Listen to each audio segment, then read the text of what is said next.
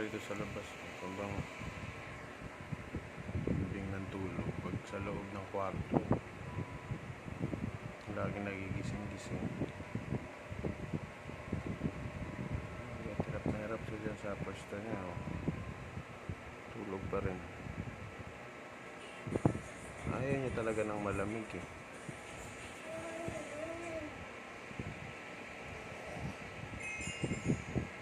Kasi lower down na the volume. Lower the volume na. Lower the volume. What is that? I don't know.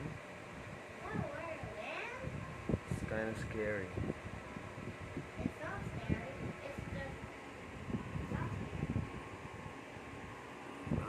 What does it say?